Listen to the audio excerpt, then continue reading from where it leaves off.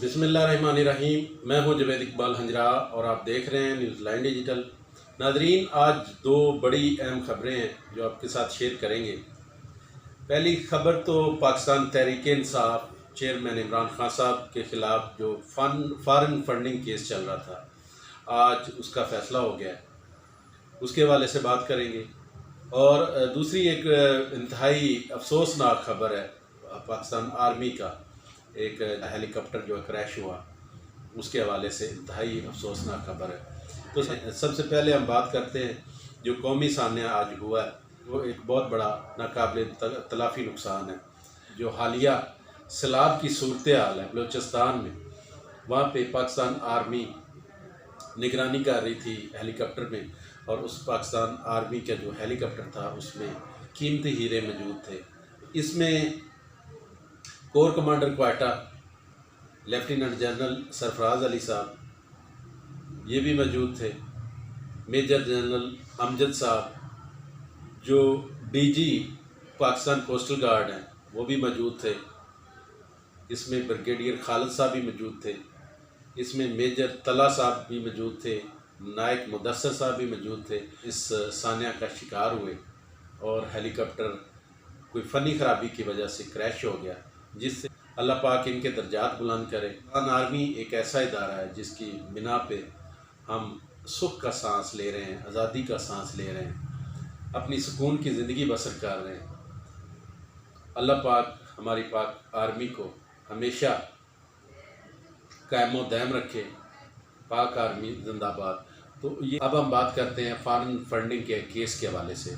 तकरीबन 2013 से ये फॉरेन फंडिंग का केस शुरू हुआ इमरान खान साहब के हवाले से कि इनको जो पार्टी को जो फ़ंड मिलता है फॉरेन से, उसके हवाले से ये केस था। तो इसका जो फ़ैसला हुआ था तकरीबन 1 माह कबल इसका फ़ैसला महफूज कर लिया गया था इलेक्शन कमीशन की तरफ से। तो आज इसको बाकायदा तौर पे फ़ैसला सुनाया गया, लेकिन ये सारे फ़ैसले में सियासी जो खिलाड़ी थे उनकी ख्वाहिश थी और उन्होंने नज़रें भी जमाई हुई थी इस फ़ैसले के ऊपर कि ये एक फ़ैसला ऐसा आएगा। ये जो फॉरेन फंडिंग का फ़ैसला आ रहा था, इस पे नज़रें जमी हुई थी सबकी। उनको यही था, नज़र आ रहा था कि ये फ़ैसला जो फॉरेन फंडिंग का ये ऐसा आएगा कि पार्टी सारी ख़त्म हो जाएगी, पार्टी की आदत ख़त्म हो जाएगी, नाअहल हो जाएंगे सारे। लेकिन जो फ़ैसला था वो फ़ैसला उसके बरक्स आया। फ़ैसला जो फॉरेन फंडिंग का नहीं, ममनूआ फंडिंग का आया। उस हवाले से जो पाकिस्तान तहरीक इंसाफ है उनको नोटिस भेजा गया कि आप इस पे वजाहत दें।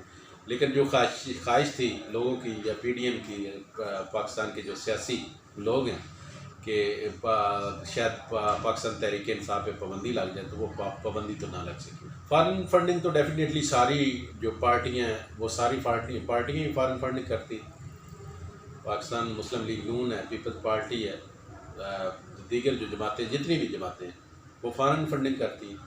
और फॉरेन फंडिंग के हवाले से बात करें तो फॉरेन फंडिंग पे ही तो हमारा मुल्क चल रहा है। जो हम IMF से कर्ज़ा लेते हैं, जो दीगर ममालिक से लेते हैं, तो वो भी फॉरेन फंडिंग होती है। फॉरेन फंडिंग पे ही तो हमारा सारा सिस्टम और सारा हमारा दारोमदार है। और अगर जितने भी यहाँ पे दीनी मदारस चल रहे हैं, इदारे चल रहे हैं, दीगर NGOs चल रही हैं, वो सारी फॉरेन फंडिंग लेती है। सियासी पार्टियाँ सारी फॉरेन फंडिंग पे चल रही। तो फॉरेन फंडिंग का तो मामला नहीं इनके काबू में आ सका। और जिस तरह इनकी ख्वाहिश थी कि हो सकता है कि पाकिस्तान तहरीक इंसाफ, जिनको हम शिकस्त तो नहीं दे सके सियासी मैदान में, तो अवाम क्योंकि उनके साथ है, इमरान खान साहब के साथ है, उनके बयानिए के साथ है, तो उनको हम तो शिकस्त तो नहीं दे सकते। हो सकता है कोई इस तरह अगर ये फ़ैसला ऐसा आ जाए कि पाकिस्तान तहरीक इंसाफ और इमरान खान साहब के ऊपर पाबंदी लग जाए, लेकिन ऐसा ना हो सका।